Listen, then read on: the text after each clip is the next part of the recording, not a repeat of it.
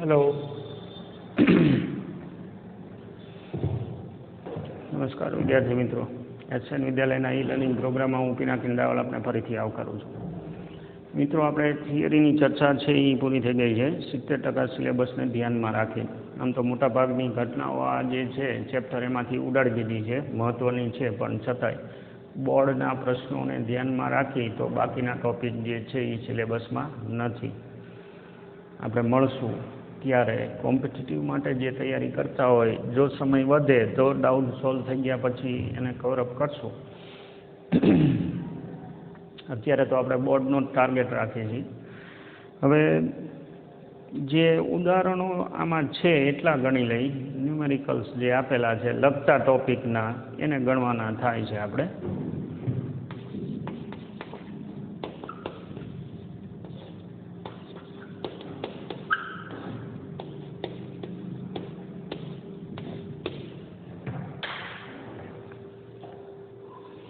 ઉદાહરણ એકથી જોતા જઈ જે આપણા સિલેબસમાં છે એને અડશું, આપણે સિલેબસમાં નથી એને નહીં અડી।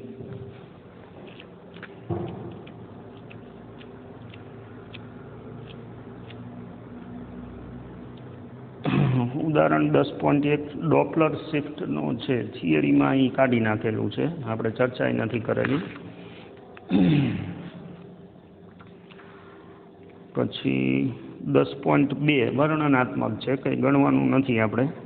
એકરંગી પ્રકાશ બે માધ્યમને છૂટી પાડતી સપાટી પર આપાત થાય ત્યારે પરાવર્તિત અને વક્રીભૂત બંને પ્રકાશની આવૃત્તિ આપાત આવૃત્તિ જેટલી સમાન હોય। શું કામ? પ્રકાશ કોઈ પણ પદાર્થ ઉપર આપાત થાય ને એટલે સપાટી દ્વારા એનું શોષણ થાય। યાદ કરો વિદ્યુત ચુંબકીય તરંગમાં સપાટી દ્વારા શોષણ થાય તો સપાટીના કણો જે છે એ દોલન કરશે, જેના દોલનની આવૃત્તિ આપાત પ્રકાશની આવૃત્તિ જેટલી જ હોય। એટલે હવે જ્યારે માધ્યમમાં પ્રકાશનું કિરણ વક્રીભૂત થઈને જતું હોય ત્યારે અહીંયાના કણોના દોલનની આવૃત્તિ જે છે એ જ દોલનની આવૃત્તિને અનુરૂપ પ્રકાશના કિરણો રીરેડિયેટ થઈ અને એ માધ્યમમાં આગળ વધશે। જ્યારે પરાવર્તિત ભાગ છે એમાં તો આવૃત્તિ જે છે એ ચેન્જ થવાનું કોઈ કારણ જ નથી, એટલે આવૃત્તિ જે છે એ બે જગ્યાએ તમને સરખી જ મળશે। આવૃત્તિ ચેન્જ કરવાનો અધિકાર સ્ત્રોત પાસે જ છે, મતલબ જ્યાંથી ઉત્સર્જન થતું હોય અહીંયા જ આવૃત્તિ બદલાય, બીજી કોઈ પણ જગ્યાએ ન બદલાય। એટલે ચેન્જ થાય તો શું થાય? તરંગ લંબાઈ ચેન્જ થાય। આ મુદ્દો આપણે ધ્યાનમાં રાખશું। પ્રકાશ જ્યારે પાતળાથી ઘટ માધ્યમમાં ગતિ કરે ત્યારે ઝડપ ઘટે તો ઝડપનો ઘટાડો જે છે એ ઉર્જાનો ઘટાડો છે? ના, ઝડપનો ઘટાડો જે છે એ આમાંથી મળ્યો છે, v = f લેમ્બડામાંથી લેમ્બડા ઘટી છે, ઝડપ ઘટી છે। n = c/v વક્રીભવનાંક વધ્યો છે। બાકી ઉર્જાનો ઘટાડો જે છે એ ન થાય, કારણ કે ઉર્જા જે છે ને એને કંપ વિસ્તારના વર્ગ સાથે લેવા દેવા છે, અને આ કેસમાં કંપ વિસ્તાર ક્યાંય બદલાતો નથી। નંબર 3, પ્રકાશ તરંગના સ્વરૂપમાં પ્રકાશની તીવ્રતા તરંગના કંપવિસ્તારના વર્ગ પરથી નક્કી કરવામાં આવે તો પ્રકાશના ફોટોન સ્વરૂપમાં તીવ્રતા આવૃત્તિના આધારે નક્કી થાય છે। દ્વૈત પ્રકૃતિમાં આપણે ગણતરી કરશું, આવૃત્તિના આધારે નક્કી થાય। આમાં કંપ વિસ્તારના તરંગ સ્વરૂપ છે ને એમાં કંપ વિસ્તારના વર્ગના આધારે તીવ્રતા નક્કી થાય, આપણે ગણતરી કરી છે। અને ફોટોન સ્વરૂપ લઈશું, પ્રકાશનું કણ સ્વરૂપ, આના પછીના ચેપ્ટરમાં દ્વૈત પ્રકૃતિમાં, ત્યારે અહીંયા ઉર્જાનું સ્વરૂપ જે છે એ આવૃત્તિના સંદર્ભમાં આપણે લેવાનું છે, મોડર્ન ફિઝિક્સને ધ્યાનમાં રાખી। તો અહીંયા આવૃત્તિના સંદર્ભમાં આપણે તીવ્રતા ગણશું। 10.3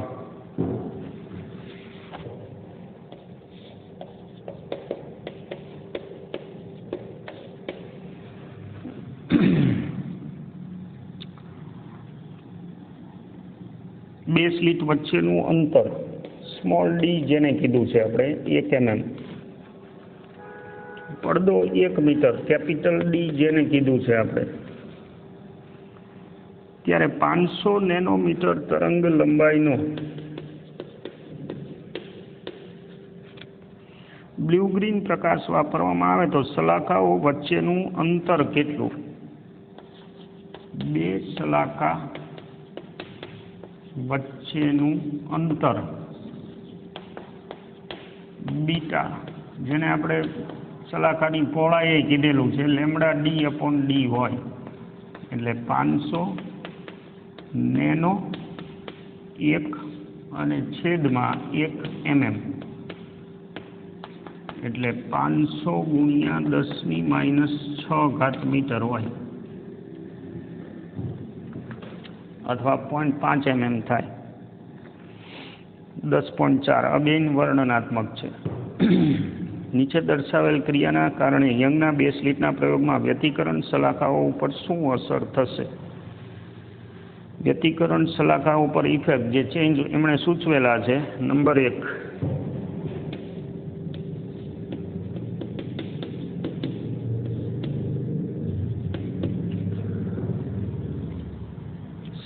સ્લિટ ધરાવતા સમતલથી પડદાને દૂર ખસેડવામાં આવે.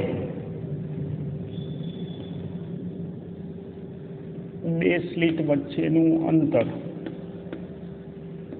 અને આ પડદાનું અંતર દૂર ખસેડવામાં આવે. દેખાય છે અહીંયા, જો સલાખાની પહોળાઈ વધશે, કારણ કે બે સલાખા વચ્ચેનું અંતર છે અને ડી સાથે સમચલન છે. એટલે જો તમે પડદાને દૂર લઈ જાઓ તો બીટા, એટલે કે બે સલાખા વચ્ચેનું અંતર, એટલે કે સલાખાની પહોળાઈ વધશે. નંબર 2, આપેલ પ્રકાશ ઉદ્ગમને બદલે બીજો નાની તરંગ લંબાઈ ધરાવતો એકરંગી પ્રકાશ ઉદ્ગમ લેવામાં આવે. આ શું થયું? બીટા વધશે. હવે બીજા કેસમાં નાની તરંગ લંબાઈ, બીટાને સમચલન લેમડા સાથે છે, એટલે જો ટૂંકી તરંગ લંબાઈ લો તો સલાખાની પહોળાઈ છે એ ઘટશે. હવે અહીંયા એક મુદ્દો પાછો વિચારવાનો થાય છે, આપણે હમણાં થોડીક વાર પછી વિચારી. સી, બે સ્લિટ વચ્ચેનું અંતર વધારવામાં આવે. બે સ્લિટ વચ્ચેનું અંતર વધારવામાં આવે. જો આ વધારો તો બીટા ઘટે. એટલે આ સિમ્પલ વસ્તુ થઈ. બે સ્લિટ ધરાવતા સમતલની નજીક ઉદ્ગમ સ્લિટને ખસેડવામાં આવે. બે સ્લિટ ધરાવતા સમતલની નજીક ઉદ્ગમ સ્લિટને, હવે અહીંથી વિચારો કે અહીંયા આપણે ઓલો યંગનો પ્રયોગ હતો ને, એમાં એક એસ લીધું હતું આપણે. એટલે બે સ્લિટ ધરાવતા, પ્રશ્ન શું છે આપણો? સમતલની નજીક, આની નજીક આને લઈ જવામાં આવે તો શું થાય એ આપણે વિચારવાનું છે. હવે પહેલાં તો આ ત્રણે કેસ છે એ આપણે નોંધી લઈએ. સામાન્ય સંજોગોમાં જ્યારે ઓલા પણ કોઈ ફેરફાર ન કર્યો હોય ત્યારે આપણે આ લખેલું છે એ સાચું.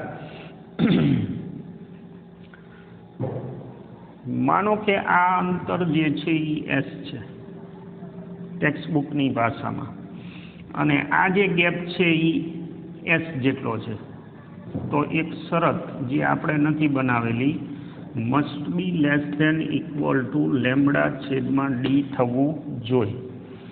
આ શરત પડાવવી જોઈએ.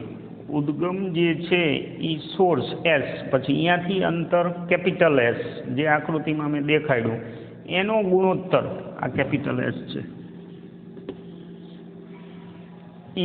આપાત તરંગ લંબાઈ અને બે સ્લિટ વચ્ચેના અંતરના ગુણોત્તરની સરખામણીમાં નાનું અથવા સરખું હોવું જોઈએ. અને જો એવું થાય તો જ તમને સ્પષ્ટ વ્યતિકરણ સલાખાઓ જોવા મળે. હવે પ્રશ્ન શું છે આપણો? કે ભાઈ આ જે છે એને આમ લઈ જઈએ છીએ આપણે, મતલબ એસ ઘટાડી છે. એસ તમે ઘટાડો છો એટલે દેખાય છે કે ભાઈ એસ જો તમે ઘટાડો તો ઘટના શું બનશે?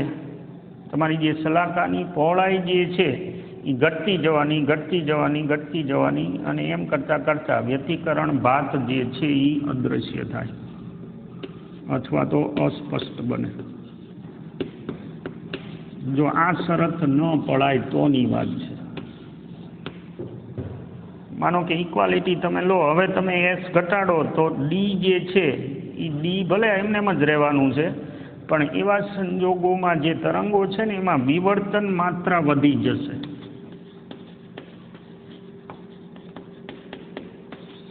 અને વિવર્તન માત્રા વધી જશે તો વ્યતિકરણની પેટર્ન જે છે એ પડદા ઉપર સ્પષ્ટ આપણને નહીં દેખાય. મતલબ કે વ્યતિકરણ ભાગ છે એ અસ્પષ્ટ જાણવા મળે. એટલે હવે આ ત્રણેય કેસમાં પાછું આપણે એવું વિચારવાનું કે મુખ્ય ઉદ્ગમ છે એ ચોક્કસ અંતરે પડ્યું હોય અને પછી આ ફેરફાર કરો તો આપણે પહેલાં ત્રણ જે વાત કરી ને ડી જે તમને આપ્યું છે એમાં આ શરત છે. તમને એમ થાય કે આ ક્યાંથી આવ્યું, આપણે તારવું નથી, શરત સ્વીકારવાની છે. હજુ એક પ્રશ્ન પૂછેલો છે, ઉદ્ગમ સ્લિટની પહોળાઈ વધારવામાં આવે. હવે તમે આ વધારો છો, જો આ વધારો તો માનો કે આપણે એવું વિચારીએ કે આ શરત પળાય છે, તો એવા સંજોગોમાં જો એસ તમે વધારો તો એમાંથી પ્રકાશનો જથ્થો વધુ આવશે અને પ્રકાશનો જથ્થો વધુ આવે તો S1 S2માંથી જથ્થો જે છે એ વધુ માત્રામાં તમને મળશે અને વ્યતિકરણ બાદ જે છે એ પતલી પતલી પતલી થતી જવાની. કેવી રીતે, એના માટે તો આ થિયરીની જરૂર પડે. આ ક્યાંથી આવ્યું એ પણ એ આખું ગણિત છે એ આપણા સિલેબસ બહાર છે. એટલે આપણે ખાલી મુદ્દો ધ્યાનમાં રાખવાનો, આ મુદ્દો. શરત જો ન પડાય તો આવું થાય. એકરંગી પ્રકાશને બદલે છેલ્લું પ્રશ્ન પૂછ્યો છે, સફેદ પ્રકાશ લેવામાં આવે તો શું થાય. હવે સફેદ પ્રકાશની તમે લો તો એની અંદર 7 તરંગ લંબાઈ જુદી જુદી છે. 7 તરંગ લંબાઈ જુદી જુદી હોય તો જુદી જુદી વ્યતિકરણ શલાકાઓ જે છે એ તમને કલરફુલ દેખાય. એમાં અમુક શરતો જો મેચ થઈ જાય, ઓવરલેપિંગ ટૂંકમાં થવાનું છે. જુદા જુદા તરંગ લંબાઈના જે આવશે ઘટકો એમની બધાની ભાત અલગ અલગ હશે ને એનું ઓવરલેપિંગ થવાનું. એટલે એવા સંજોગોમાં કદાચ એવું બને કે એકની પ્રકાશિત અને બીજાની અપ્રકાશિત બે જો એક જ સ્થાને આવી જાય તો એ વખતે એ આખું જે પડદો છે એ કોઈ જાતની શલાકા ન આપે, એટલે બ્લાઇન્ડ સ્પોટ આપે.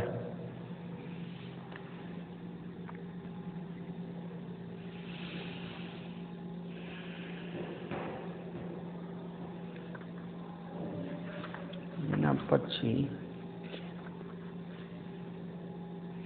10.5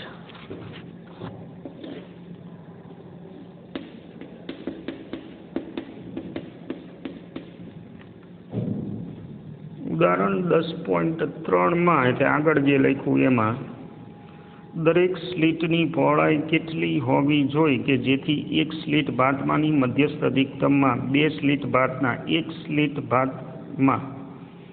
હવે આપણે એક સ્લિટની જે ડિઝાઇન છે ને એ આ છે, બરાબર. હવે અહીંયા આપણી સ્લિટ હોય તો આ જે છે એ પ્રથમ ન્યૂનતમ કોણ થયો અને એના માટે આપણી પાસે શું હતું, a theta is equal to lambda, પ્રથમ ન્યૂનતમ માટેની શરત. એટલે theta is equal to lambda by a હતું.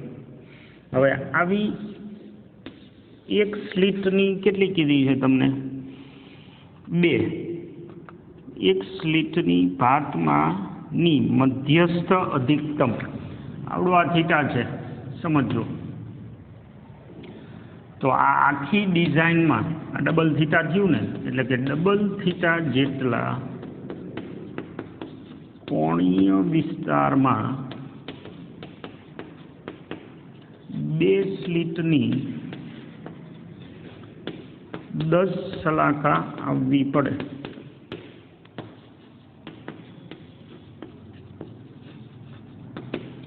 એટલે કે 10 લેમ્બડા છેદમાં ડી, આ ગુણોત્તર. આપણે આ ડી નથી ધ્યાનમાં લીધો, ખાલી પથ તફાવત જે છે એને અનુરૂપ ખૂણો લઈ લીધો છે, લેમ્બડા છેદમાં ડી. એવી 10 આટલામાં સમય જવી પડે. હવે એ ખૂણો જે છે એ કેટલો, ડબલ થીટા. શું કામ, આકૃતિમાં દેખાય છે, એટલે કે ડબલ લેમ્બડા છેદમાં એ. લેમ્બડા કાપી લઈ, એ ઇઝ ઇક્વલ ટુ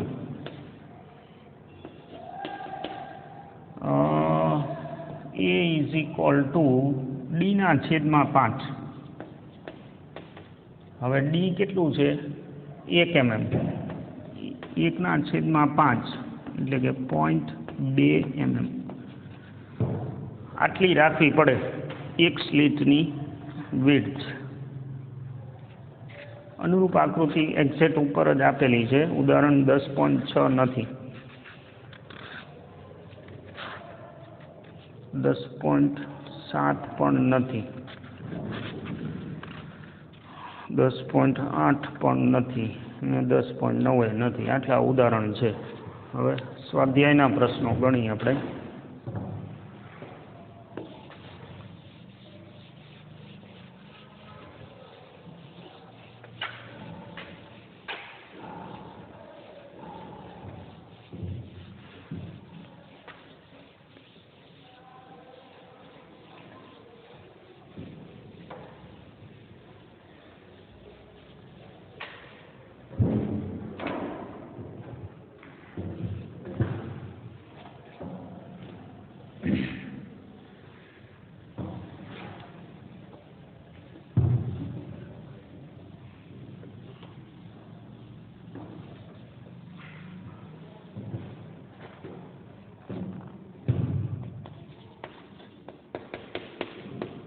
.1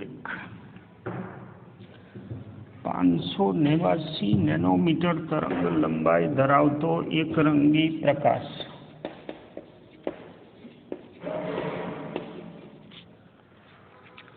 હવામાંથી પાણીની સપાટી પર આપાત થાય છે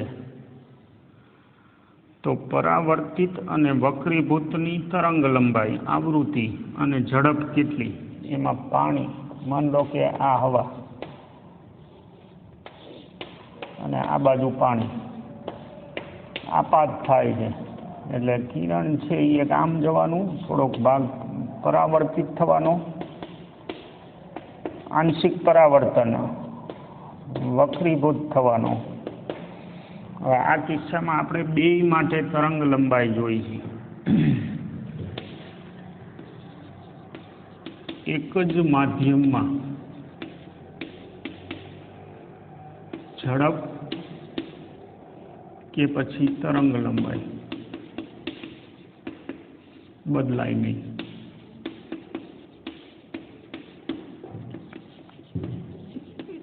એટલે કે પરાવર્તિત કિરણ જે પાછું હવામાં જ જાય છે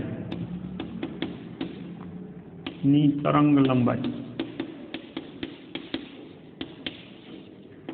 લેમ્બડા ઇન એર 589 નેનોમીટર જ આવશે. પછી એની ઝડપ,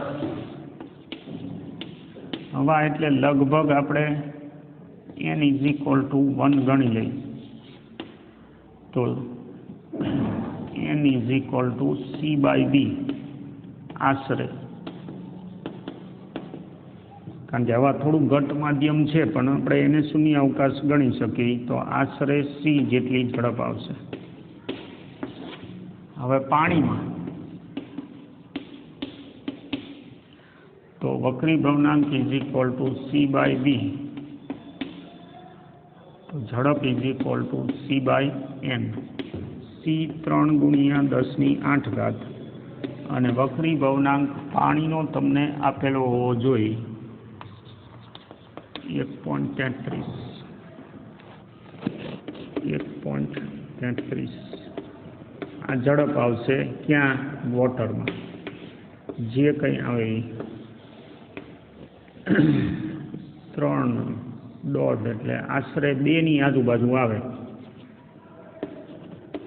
1.5 × 3 2.something 2.25 કે એવું કંઈક આવશે 10⁸. કેલ્ક્યુલેટર ઓપરેશન જોઈ લેજો. પછી ત્યાં તરંગ લંબાઈ, આવૃત્તિ છે એ બદલાશે નહીં. એટલે વક્રીભૂતની તરંગ લંબાઈ જોતી હોય તો આપણે એક સૂત્ર મૂકી v in water f lambda water, v in air f lambda air. એટલે આમાંથી આપણને આ મળશે, આનો ગુણોત્તર લઈ લઈએ. એફને મેં નંબર નથી પાડ્યો કારણ કે આવૃત્તિ બદલાશે નહીં. એટલે VW છેદમાં VR is equal two lambda W છેદમાં લેમડા R. હવે VW જે છે એ છેદમાં R Vમાં R એટલે આ 1/n જ થઈ જવાનું ને. અહીંથી તમે જુઓ આ મૂકી જ દઈએ આપણે. VW એટલે 3 ગુણ્યા 10⁸ ભાગ્યા 1.33 અને V ઇન એર લગભગ આપણે કીધું છે હવામાં ઝડપ is equal two lambda water અને આ 589 નેનોમીટર. આ આખું કેન્સલ થઈ જાય એટલે lambda water is equal two શું થાય 589 10⁻9 ભાગ્યા 1.33. આને ટૂંકમાં N1 lambda 1 is equal two N2 lambda 2 સૂત્રથી એ ગણિતમાં આપો, બરાબર ને. આ સૂત્રોને બેને ભેગા કરો, બીની જગ્યાએ F લેમડા લખો એટલે આ સૂત્ર તમને મળે, કારણ કે F અને C સામાન્ય રીતે અચળ રહેતા હોય. સ્વાધ્યાયમાં આગળ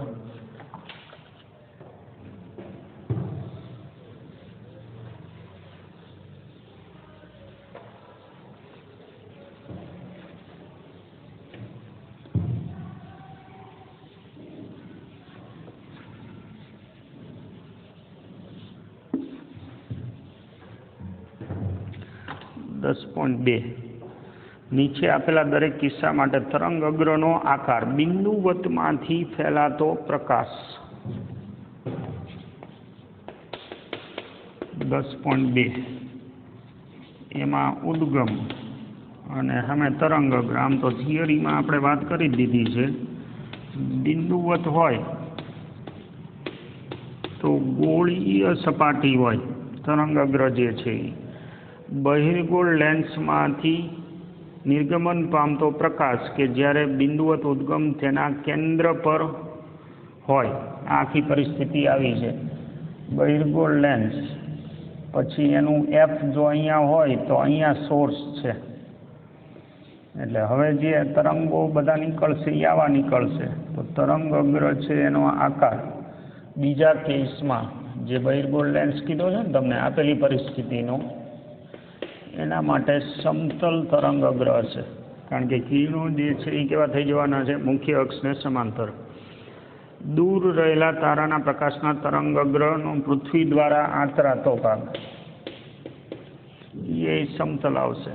દૂર રહેલો તારો એટલે અહીંયાથી અનંત અંતરે પડ્યું છે, તો નાનો જે પૃથ્વી ઉપર તમે કોઈ ભાગ લો તો એ તરંગ અગ્ર છે એ આવી જ રીતે આવવાનું છે લાંબા અંતરે સમતલ. 10.3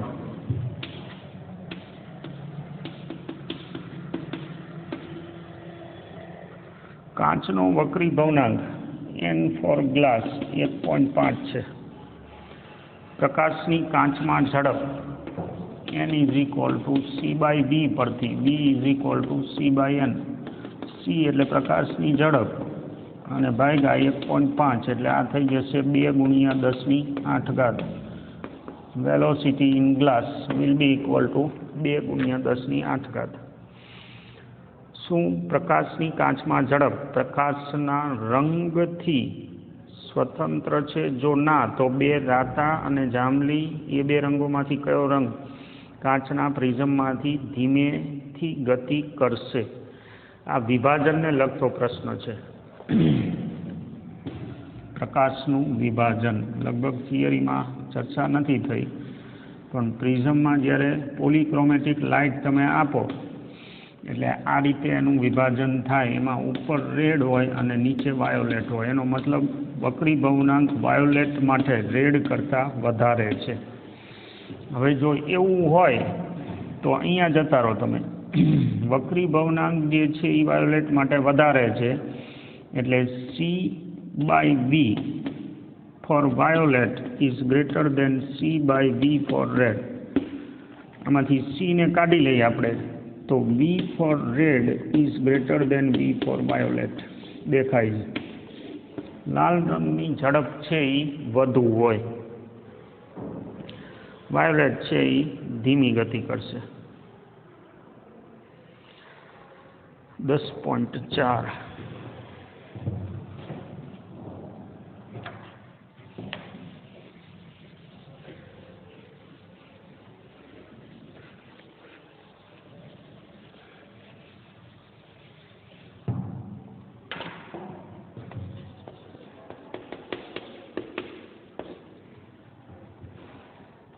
યંગના 2 સ્લિટના પ્રયોગમાં 2 સ્લિટ વચ્ચેનું અંતર that is D 0.28 mm.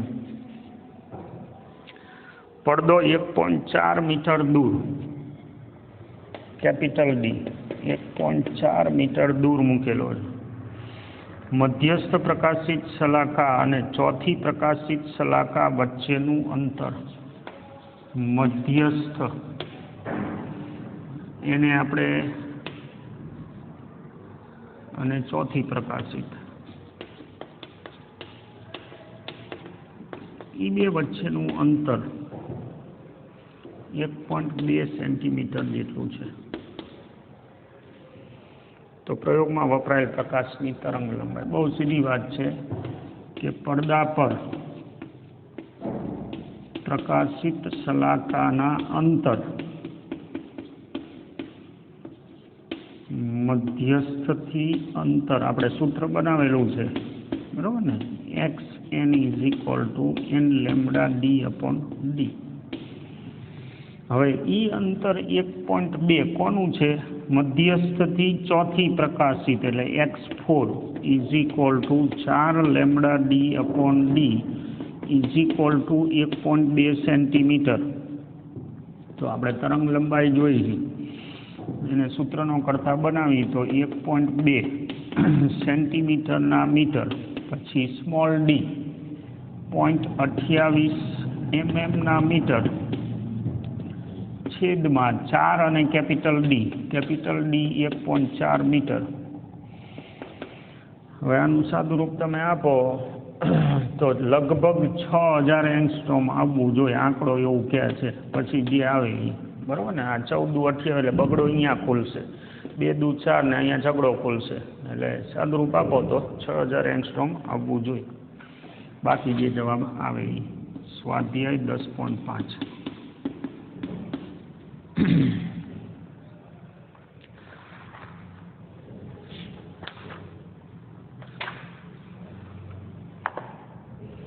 Lambda જેટલી એકરંગી પ્રકાશની તરંગલંબાઈનો પ્રકાશ કરેલા યંગના 2 સ્લિટના પ્રયોગમાં પડદા પરના જે બિંદુએ પથ તફાવત લેમ્બડા જેટલો થાય ત્યાં તીવ્રતા પડદા પર તીવ્રતા જે છે I = 4I0 cos² phi/2 બરાબર. આ સૂત્ર આપણે બનાવ્યું એમાં I0 શું છે ઇન્ડિવિજ્યુઅલ તીવ્રતા છે. હવે એમાં ફાઈ છે એ કળા તફાવત છે.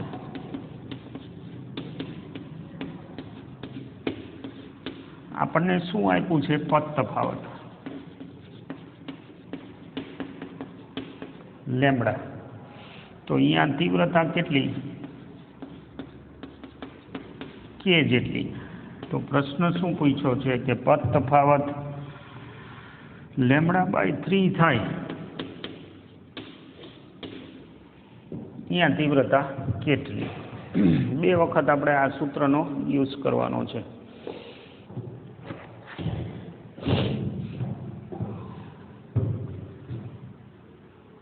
પથ તફાવત અને કળા તફાવત વચ્ચેનો સંબંધ આપણે સમજવો પડે. લેમ્બડા પથ તફાવત હોય ત્યારે કળા તફાવત 2π જેટલો કહેવાય બરાબર ને. આખી તરંગ લંબાઈ જેટલો પથ તફાવત થાય આખી તરંગ લંબાઈ જેટલો ત્યારે એક આખું ચક્કર ફરી ગયું કહેવાય. તો પથ તફાવત આ કળા તફાવત 2π એટલે આપણે આ સૂત્રમાં છે ને I1 4I0 cos² phi1/2 અને I2 4I0 cos² phi2/2. હવે આના ઉપરથી આપણે જોઈ લઈએ કે આ પદ તફાવત કેટલો છે phi1 λ/3 હોય ત્યારે 2π/3 થવાનું, π2. બહુ સીધી વસ્તુ છે. 83 કે લેમડા એ 2π તો λ/3 એ કેટલું, એટલે 2π/3 ત્રીજો ભાગ.